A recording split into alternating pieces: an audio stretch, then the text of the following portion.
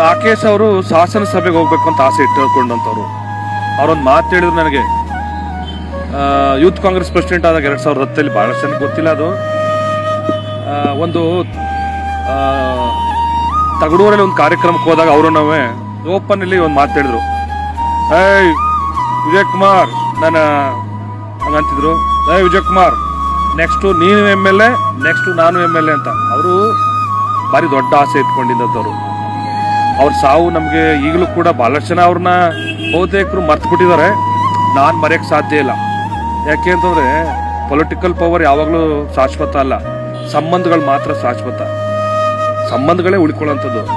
ಅದರಿಂದ ಈಗ ನಾವೆಲ್ಲ ಇವತ್ತು ಜಿಲ್ಲಾಧ್ಯಕ್ಷ ಅವ್ರು ಇಳಿದ್ರೆ ಮೋಸ್ಟ್ಲಿ ರಾಜಕಾರಣದಲ್ಲಿ ಭಾರಿ ದೊಡ್ಡ ಮಟ್ಟಕ್ಕೆ ಬೆಳಿತಿರು, ಭಾರಿ ವಿಶೇಷವಾದಂಥ ಗುಣವಿದ್ದಂಥ ವ್ಯಕ್ತಿ. ಬಟ್ ಡಾಕ್ಟ್ರಿಗೂ ಕೂಡ ಅಷ್ಟೇ.